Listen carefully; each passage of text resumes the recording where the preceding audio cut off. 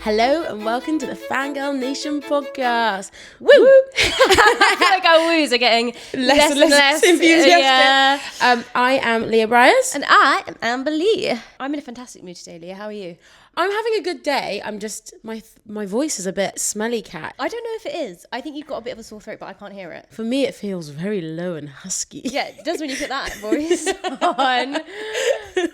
But it's giving you that little confidence boost. Yeah, exactly. I'm fine with it. Yeah. There. I heard it there. A little rasp. Yeah, a little rasp. Do you know what? I'm in such a good mood that someone earlier was like, why are you so happy? Whoa. I was sat there on a chair like this, over the back of the chair, just grinning at everyone. And they're like, what's wrong with you? I was like, I don't know. Just a happy girl. I'm going to ride with it because I'm feeling happy. Woo. What are we going to talk about today then? We are talking about the Bridgerton announcement. Yes, big one, big one. We are doing a deep dive on our favourite show right now, Paradise. Then we're going to talk about our opinions on spoilers. And then we're going to talk about a little bit about the new Spider-Man trailer. Yeah, right. Are you excited? Sorry, you lied to me. No, I was like, is it Eloise's season? Is it? And you're like, yeah, they've announced it.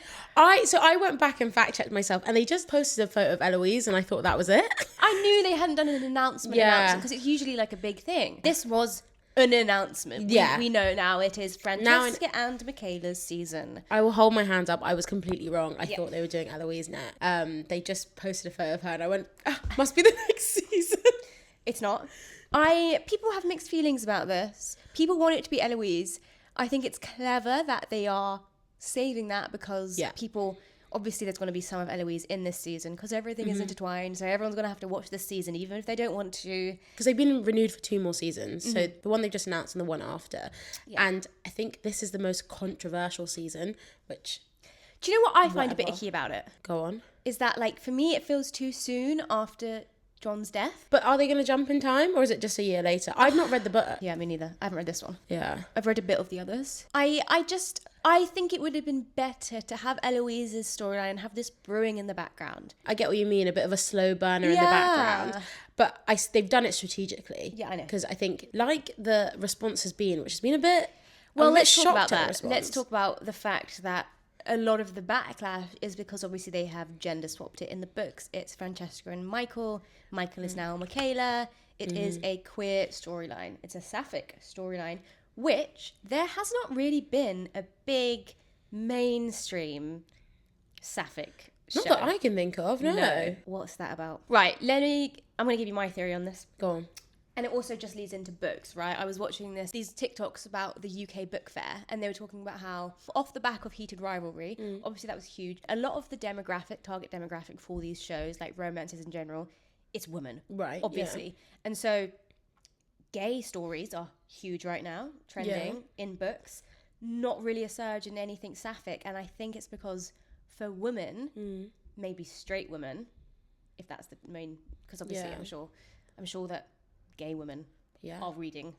I'm sure they are. But I think because for straight women with heated rivalry, they fancy the men, and then they can be like, oh, yeah, men shagging. A woman uncomfortable with other women. Do you know what I mean? But like, I'm in it for the love. That's just my theory. I don't know. I see where you're coming from completely. It's a shame if that is the case. Like, guys, love is love. I watch it for the love of it all. Well, we will be watching, so I wonder how it's going to go down. I'm excited because I did have a sneaking suspicion in the last season that it's potentially Francesca's season next. There was a lot of her in it. And also Hannah Dodd I thought she was phenomenal. She was so good in this season. Like I remember like I was like doing other things while watching Bridgerton, and I like, you know when you stop in front of the TV and you're like, yeah, I thought she stood out. She completely stood out. And so did Masali Baduza, because I felt like they were brewing that relationship quite clearly. The thing that I also don't like about that, though, which again is also part of the books, is that, you know, when she first sees Michaela in the show, she's like a bit like, whoa, there's none of that in the books with Michael. Like, she is hard for John. Yeah. Very much. And it's only after his death that she even begins to see Michael in that light. Whereas I think with Michaela, she was a bit, there's a bit of the sense that she's like, what's going on here? I think they were giving off the sense that like something happened in Scotland. Remember when they first introduced her to Michaela and he's like, this is my cousin, and she's kind of like, she just likes him brown and she likes him stunning. But that's what I mean. Yeah. But I think because it's coming from the book and they are obviously going to change stuff, they need to just let us know that that's going to happen. They need to be hinting. Because otherwise people are like, it came out of nowhere. People who read the books are not happy about the fact that because it's gender swapped, it takes away a lot of the fertility storyline. I think that she struggles to conceive with John, then it's a big thing. And then I think her and Michael finally have kids. Oh. So, well, what are they going to do about that? Hey, I have faith in Miss Shonda Rhimes. I really do. I do low-key think that if they were going to gender swap, it should have been for Benedict. Because he had a lot of his storyline was him oh my god, you're so right. And they just kept throwing in that he was gay, as a reminder, but not really doing anything. Oh, bye. Yeah. But they're not really doing anything about it. Even in the last season, he's got a random line being like, I have had sex with men. And she's like, cool. Yeah, and then it was just that. Boom. That would have actually made sense for it to be like, oh wait, hang on. Yeah, why has he been a bachelor for so long? Yeah, he's been, playing around with girls and boys and then actually falling in love with a man. That would have been but hey. I have faith in Hannah Dodd and Masali Beduza because I thought they were really good in last season. I'm looking forward to it. I just wanted Eloise's season. You got to wait another year. That's how they got you, because I think they knew people might drop off because people got wrong opinions about things. And they knew they would bring everyone back for Francesca's season. No, not Francesca's. They knew they'd bring everyone back for Eloise's season because that's what everyone's waiting for. And then it'll be greenlit for the last two. Anyway, are we going to have a big sapphic genre surge like we had with Heated Rivalry? I hope so. Why not? Too. Give the gay girls, something to watch. Yeah. I'm looking forward to it. And Violet Bridgerton is just the most accepting mother of all time because obviously there's going to be some little subplot of her being like, Francesca. Do a backstory when actually she had a little... something. This is something with a lady. I just want all my children to find love in whatever form. But they can't explain away them being together the same way they did. They'll just be roommates. Yeah. John's widow and his cousin living together in the country. We also have to talk about Mrs. Bridgerton because every time I see her, I just see Tracy Beaker's mum. Yeah, and it's just such a range she's got there. I love her. Moving on to... Guys, I think we've spoken about Paradise every episode so far. Every single episode. Yeah. And now we're finally doing a little bit of a deep dive. There are going to be some spoilers. Skip ahead. I'm sure if you go down, it will tell you on the chapter markings when we then start talking about spoilers, funnily enough. So, yeah, spoilers ahead. Now, for all the Paradise watchers, which should be everyone in the world, I am obsessed with this show. I think it's so good. This episode is coming out, though, the day after the finale comes out. And we haven't watched it yet, obviously. So we haven't watched it yet. Because this is time travel backwards. I'm very scared of what the finale is going to do to me because I know that they are going to leave it on a fucking crazy cliffhanger. They're going to leave it on something so silly. It's going to be so jarring that I will be screaming at my TV. Mm-hmm. It's going to be fucking crazy. There's so much still to be uncovered. And I know they are so good at basically doing these mini movies. But I need at least another 15 more episodes. Well, thankfully it's been renewed for season 3. So we will get those episodes. But there is going to be, I think now, this season finale, a convergence of all these storylines. Mm-hmm. Obviously. Xavier's on the train. He's on the way to Colorado. Yeah. We've spoken about this, that we don't necessarily like where it's going. It's getting a bit too sci-fi, if that's what's going on. We saw the rumours about the time traveling and the multiple universes and the parallel Alex universes. being like a quantum computer, maybe that allows you to time travel or something. Now people are saying it actually lets you skip to different timelines or different world. Oh, fuck. I just don't want it to get too confusing. That's where I'm at. I don't think sometimes it will be. when things do parallel universes, it just gets too confusing and I lose the reality of it all. Right, because there's a theory that Link, what's his real name? Dylan, yeah. Dylan. Yes, he's so obviously Sinatra's son at this point. Yeah. Yes. And she's happy, finally. She's sleeping with her man. And getting on the train. Getting on the train, smiling away. She actually said, fuck her responsibilities. I'm going to go be with my man, visit my computer. I think it's a computer. But I have a feeling it also might be some sort of person. I don't know. No, what was that orange glow on her face? Yeah. Why is the person living underground? I kind of do think Sinatra is not the villain we have been making her out to be. Yeah. Season 1 and the first half of season 2, you're like, this fucking evil bitch. Yeah. And you hate her. But they're they were force feeding it down our throats. And now we kind of know, wait, she low-key is actually trying to save humanity. Or was she something. just trying to save Dylan? When she was about to sleep with her man, she was like, it worked. She wouldn't have done all of that just to save her kid. I think she would have. Wait. I think she would have. Oh, maybe. Yeah.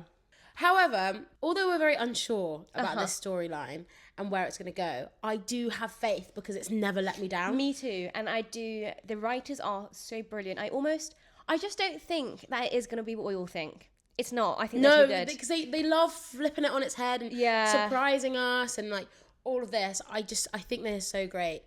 Also, fun fact I have for you is one of the writers is a guy that voiced Aladdin, which I just think is quite fun. Hey. Yeah. Mr. Talented, diverse king. Wanger, his name is, I think. Swanger. Yeah. The range.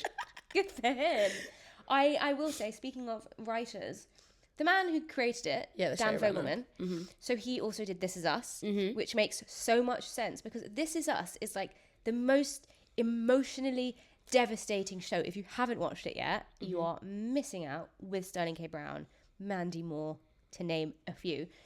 And because you would not expect this show about a kind of dystopian future to be so emotionally hard-hitting. But he is the king of storytelling. There are so many episodes in this that remind me of This Is Us, where it goes back and it... And at the beginning of the episode, you're like, oh, I don't want to go back. I want to go back to where we picked up. But then you're like, wow. Then you're in it. You're in it. They're so good. Him and the whole creative team are so good at making like these mini movies where you like fall in love with characters. Each episode is a mini movie. Each episode. And usually in a season, like you said, you get introduced to someone new and you're like, I don't care, man. But then there I am 20 minutes in being like, oh my God, tell me everything about them. Bold of them to start season 2 with a completely new character. Like, you know, they leave off with Xavier in the plane and then they just, you don't hear anything about that. Here's Annie in Graceland. That was a phenomenal episode of television. I think every single episode has been so That good. was my favourite though. The last few I haven't enjoyed as much. Yeah. They've kind of been like tying up loose ends, I feel like. Which needed to be done. Yes. I did enjoy them though. But also, they always bring me back at the last like 10 minutes. I'm like, what? Yeah. Excuse me? Also, it's the guy who did the music, the composer, also did the music for This Is Us. Which again... It's a dream team. Yeah. It's a dream team. And we've got Sterling K. Brown again in it. Our fave. Is Jane dead? Also, guys, I was very triggered when we found out her last name was Driscoll. Thankfully, that's not my last name anymore. We're still kicking about. Yeah. I fucking hope so. I hate her. I think it's iconic that she got stabbed in the back. Yeah, I need to know what was the Wii about? Are you telling me she just loves Nintendo Wii? She just No, loves... man. No. There's got to be more to that. Like, are you serious? Also, what was her motive? She's just nuts, man. No. Why did she shoot Sinatra in the throat and was like, you're no use to me if you're dead? And then she was like, it's just because I love you so much and I need to serve. No, I don't. She's too fucking clever. And what, she just wants to be her little lapdog? I don't buy it. What was she trying to do? I also don't buy that she's dead, but it's going to piss me off. That's what I mean. I just think that's not adding up to me. Or maybe she knows about all these parallel universes and she doesn't really care that she's dead because she just popped back in and I thought, oh God. And the psychologist, what's her name? The psychologist. Mm-hmm. Why was she telling everyone that she wasn't happy with Sinatra? Why was she telling her bodyguard? Why was she telling Sinatra? Dangerous. I don't know where it's going to go. Oh, Monday's going to be crazy. I've seen a theory that because of this like parallel universes, Xavier's going to get on the train, go to Colorado, and the bunker's not even going to be there because he's somehow in a parallel universe. Do you think Link's baby has powers? Oh, it's all too much. It's too much. It's all too much. I am excited for that.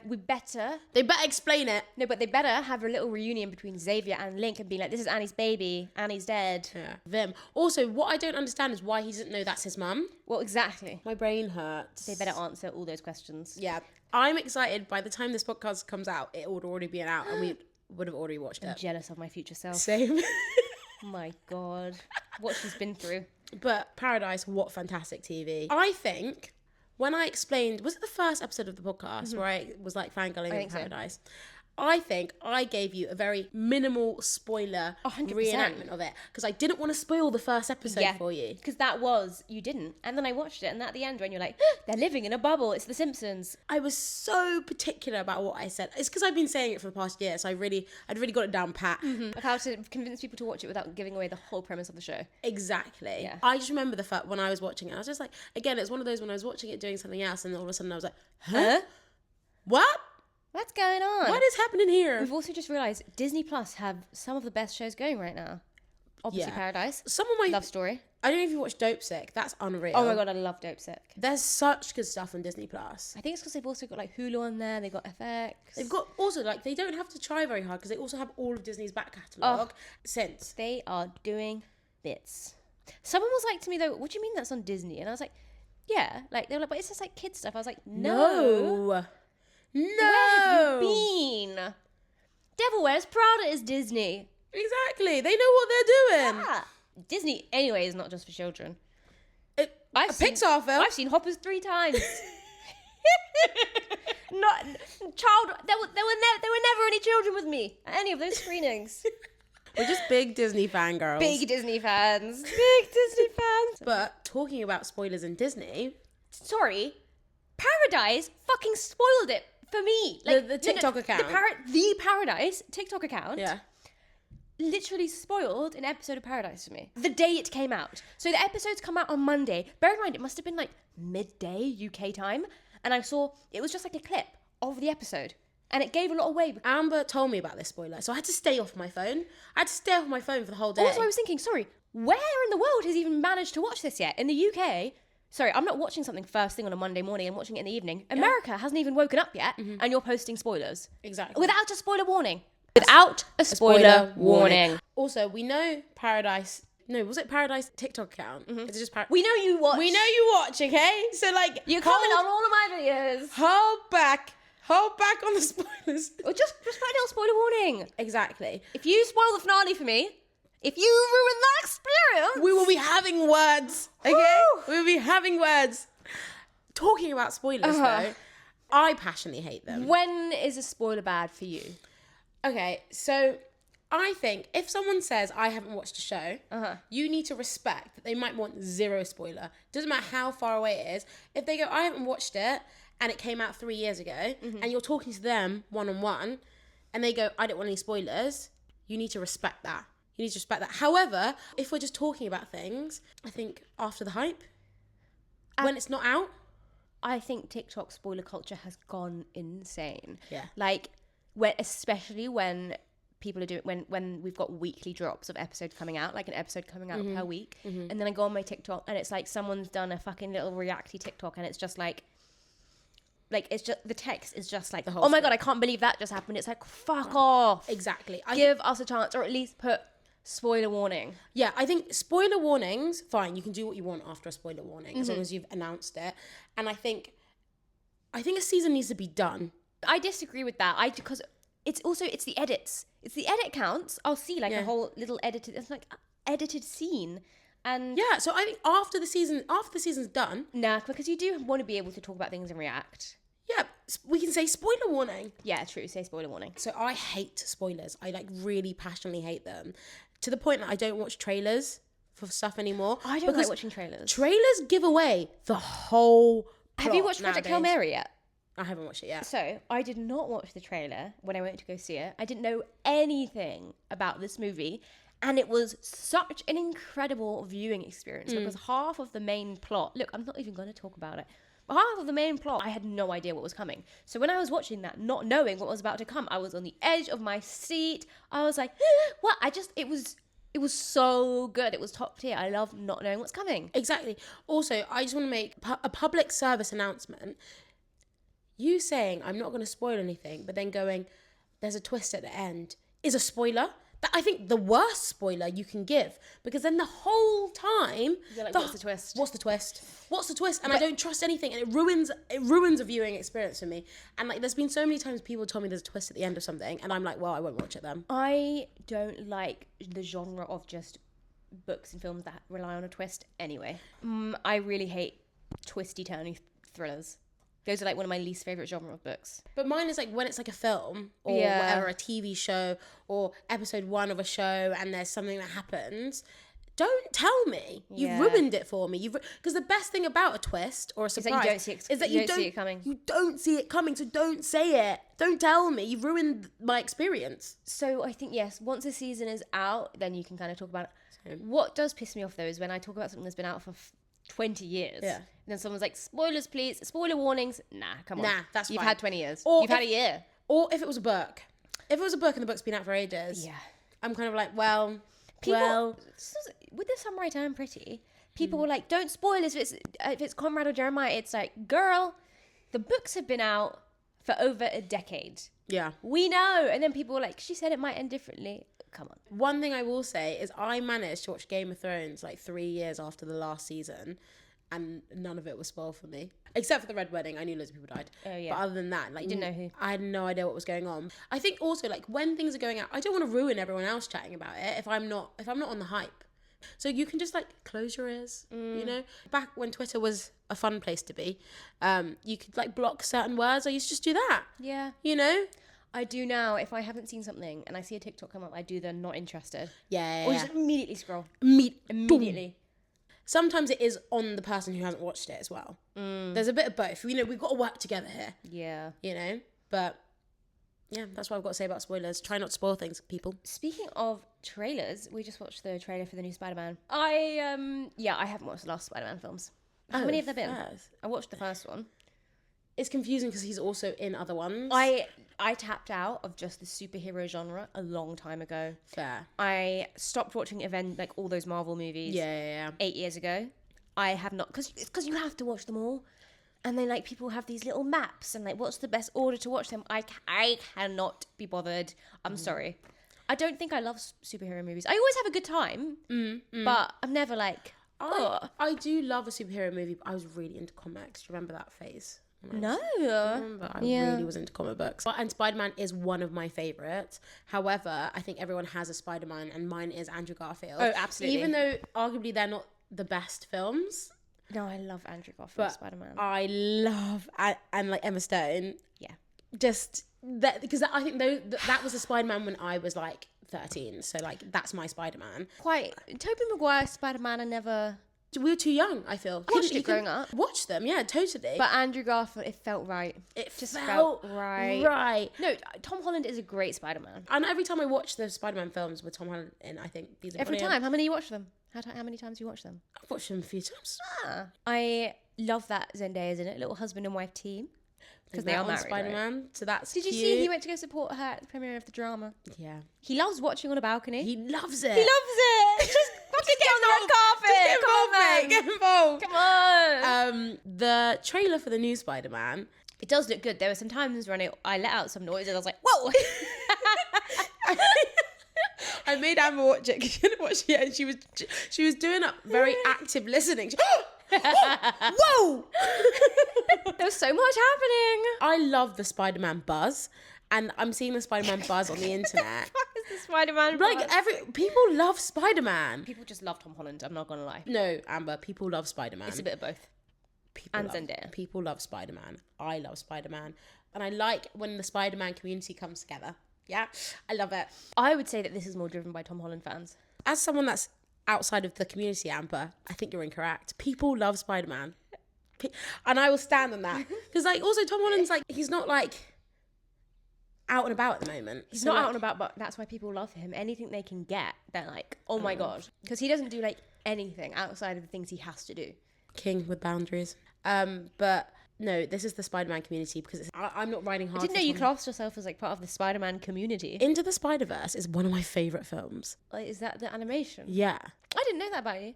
Oh my gosh, it is one of my. It's what do you amazing. know about Spider-Man so much? It's just For our audio listeners, I'm doing the Spider-Man hand thing. Ish. Yeah. She's doing it ish. Just, friendly neighborhood Spider-Man, New York. Superhero movies are always young. a little bit silly though, aren't they? Of course they are. They're silliness. Yeah. I think because he was like a teenage superhero as well when you're reading the comics. Mm-hmm. Whereas like a lot of superheroes are adults. So it's quite fun that he could just like zip about and go to school, save the world. Yeah. Pop in for science class. They're always saving the world. Someone's got to do it. Someone has got to do it, Amber.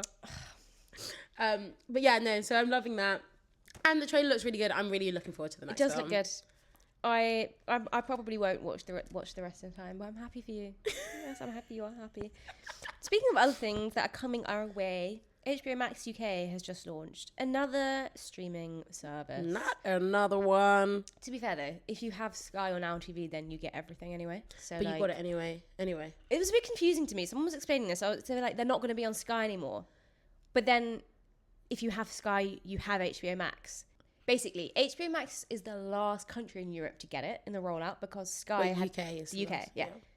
Sky had an exclusive deal with HBO to broadcast all their shows. So I think they're not going to be on like Sky Atlantic anymore to watch. To be fair, I didn't really understand what HBO was. I knew it was just an American thing, but I was like, oh, but that's just Sky.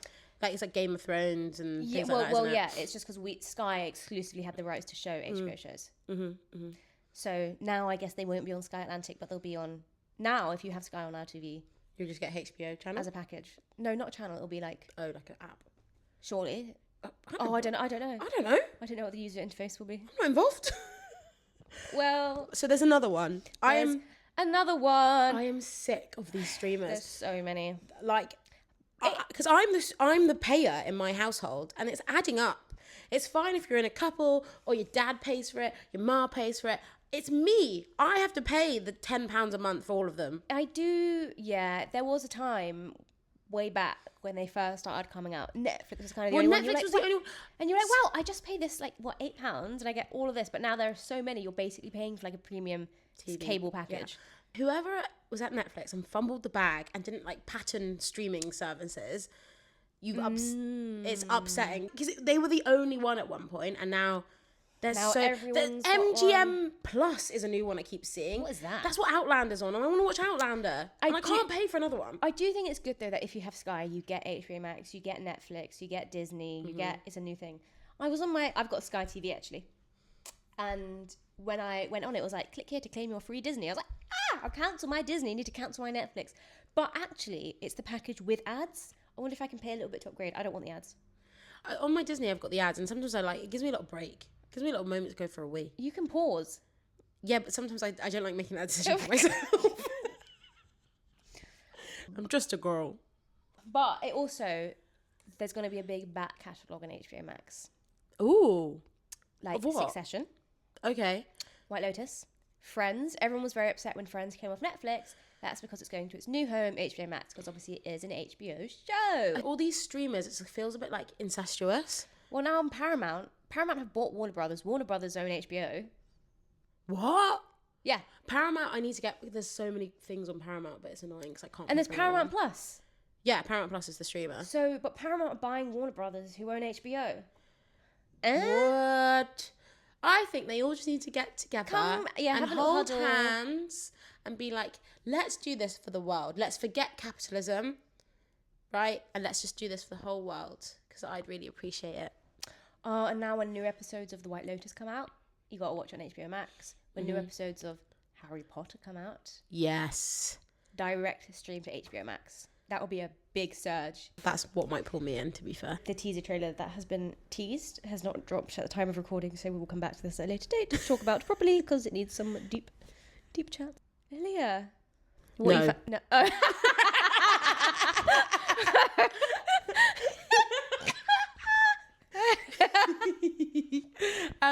Amber, speaking of things you're a massive fan of, including Harry Potter, what are you fangirling over particularly this week?